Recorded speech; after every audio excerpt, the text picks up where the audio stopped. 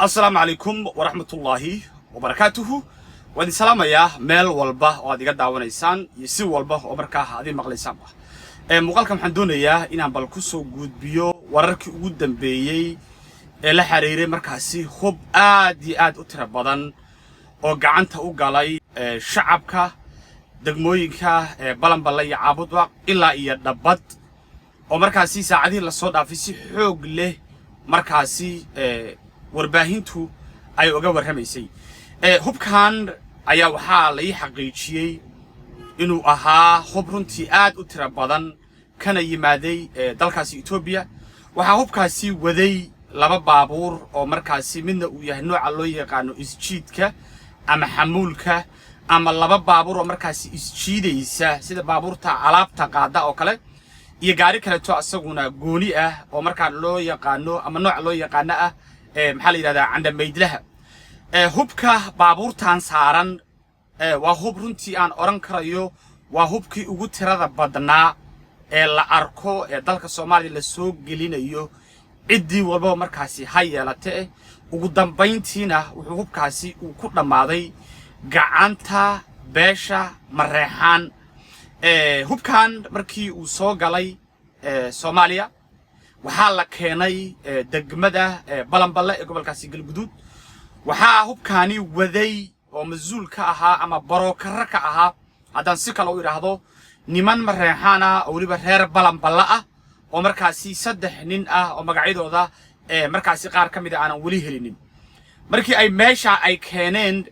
ayaa waxaa balanballe ka raacay saddex baabuur oo ay wadataan ama ay wadato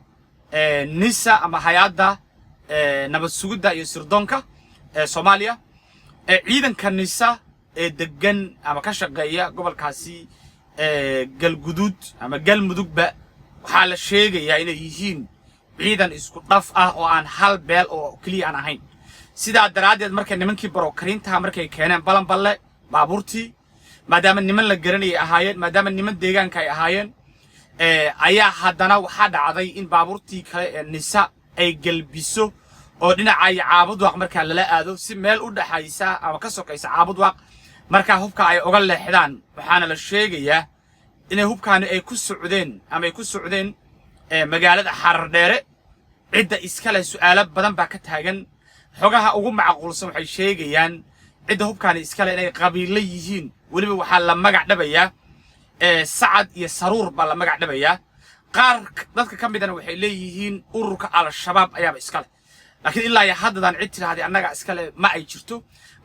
markii ay wadada soo qaadeen oo ay damceen inay caabud waq iyo balanbal meel u dhaxaysa ay ka leexdaan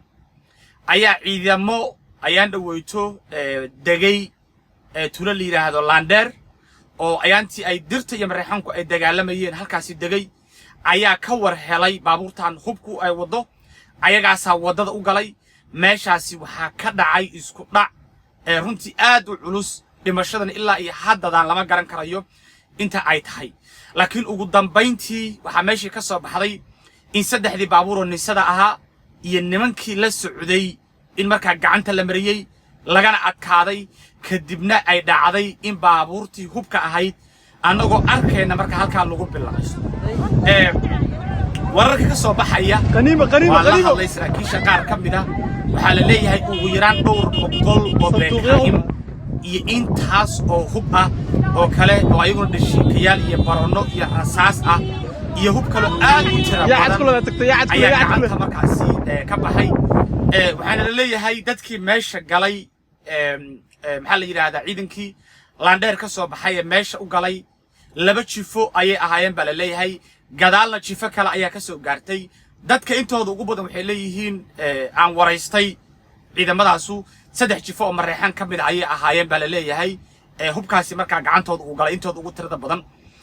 qasaaruhu ilaa iyo haddan lama sheegin inta uu yahay ilaa iyo haddanna waxa meesha ka socota maxaa la yiraahdaa hubkii oo la guranayo iyo dadkii oo maxaa la yiraahdaa aan daawanayno inay guranayaan rasaastii sanduuqyadoodii hub aad u tira badan marka uu gacanta u galay beelaha dhulka degan haddii aynu bal isku dayno marka in bal analysis aan ka sameeyno oo aan bal isku dayno hubkaan muxuu noqon karaya haddaynu dhanka qabiilka ka fiirno dhaano hubkaani qabiil baa iska lahaa arrintaanu miyaysan noqonaynin midii aan muddooyinkii la soo dhaafay aynu ka hadlaynay ahayd in qabiilada galguduud iyo mudug ku dagaalamaya ay gadaal ka riixayaan kooxo kala duwan sida Ismaaciil Cumar Geelle iyo ragga oo ay dab ku shidayaan isla markaasna hub aad u tiro badan la siinayo miyaysan ahayn wixii aan asbuucida la soo dhaafay aan meeshan ku soo gudbinayay dhanka markii laga fiiriyo marka waxay noqonaysaa wixii aynu ka warramaynay oo maanta cadeyn loo helay haddii la yiraahdo xataa hubkan dawladda iska leh oo dhanka loo fiiriyo sootii aynu Itoobiya dagaashanayn sootii aynu Itoobiya dalkanaga ku soo xadgudubtay sootii madaxweynihii dalka uu masaajidka iyo meel walba ka lahaa waan dagaalamayna waan isdifaacina goormaan gaarnay inaan Itoobiya hub ka soo gurano ma difaaci baa been ahaa mise midkan maanta jira been ah midka beenta waa kee lama garan karayo labada dhinac markaad fiirisaba waa laba dhinac oo mid walbaba saameyntiisa iyo buuqiisa markaa keenaya haddii la yiraahdo al-shabaab baa iska leh way ka sii shishaysaa oo waxaa imaanaysa al-shabaab ka Itoobiya hub ka siisa ma qabaa'ilada la dhaxmariyaa ma nisada la shaqaysa haddii la yiraahdo qabiil baa iska leh qabiilku ma nisaday hubaynaysaa dawladdu ma qabiil gooniye hubaynayaan haddii la yiraahdo maxaa la yiraahdaa dawladda iska leh aawe dagaalkii Itoobiya lagula jiray baa imaanaya oo been buu ahaa in la yiraahdo dalka iyo diintan difaacayna saddexda wado walba oo la dul saaraba waxaa imaanaya kala shaki iyo waxaa imaanaya runtii waxyaalo dadka maskaxdooda ka weyn sidaa daraadeed hubkaasi wuxuu gacanta u galay qabiilada beelaha ee Mareexan inta ugu tirada badan waxa la leeyahay wuxuu gacanta u galay Wagardhac iyo reer Siyaad iyo reer Dalal saddexdaas jifo ay dadka magac dhabayaan markaysan nimankii soo dhaxmarsiinayay waxa la yiraahdaa balanballe naftirkoodu inay reer Siyaad ahaayeen ayay xogu sheegayaan dadka ugu tirada badan meesha ku dhintayna oo labada dhinacba ku dhintaba inay isla reer Siyaadka siin baa la sheegaya waxa arkaysaa marka runtii sida dagaalka Soomaaliya uu u yahay dagaal very complicated ah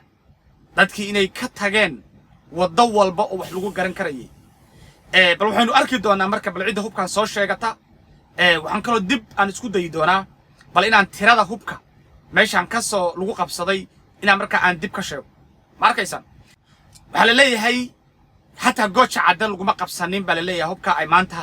ay beelahanu ay gacanta ku dhigeen tiradiisa ilaa iyo dhowr saacadood ayaan la daabulay bal leeyahay arrintaanu waxay mar kale ay dab ku sii shidi doontaa tensionkii qabiilka ahaa ee galguduud markaasi ka taagnaa iyo beelihii la kala hor fadhiyay haddii marka beelahaasu ay dhiig cusub iyo hub maxaa la yiraahdaa free ay heleen muxuu noqon doonaa amniga gobolkaani sideesa ummadii awalba dagaalamaysay haddii dhinac ka mid ah ay hub inta la gacanta u galeen sidee bay noqon doontaa su'aalaha ugu tira badan miiska saar intaasaan ku soo koobaya intaan dib iska soo laabanayno ani ka tagay nabadino assalamu alaykum warahmatullahi ta'ala wabarakatuh